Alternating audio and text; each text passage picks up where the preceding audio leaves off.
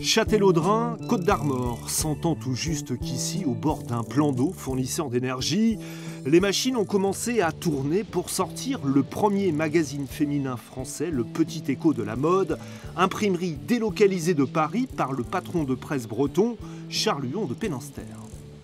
C'est une France essentiellement rurale. L'arrivée d'une telle imprimerie, d'une telle usine, ça représente des nouveaux emplois.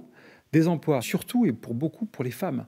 60% de femmes, des femmes pour qui ça va être leur premier emploi, leur première source de revenus, donc derrière d'indépendance. On savait qu'on avait déjà le salaire derrière quand même. On avait des primes de rendement derrière. Donc il fallait aller vite, hein. C'était pas anodin. Hein. Mais on se plaisait tellement bien à venir qu'on s'en foutait complètement de si c'était dur ou pas dur.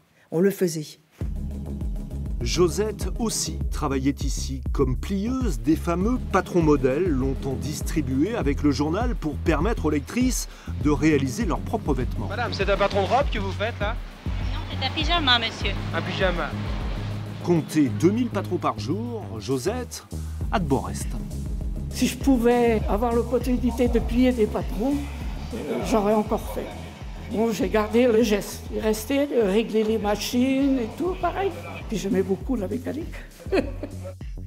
Le site a compté jusqu'à 250 salariés. Au plus fort des ventes dans les années 50, le Petit Écho de la mode tirait à 1,5 million d'exemplaires.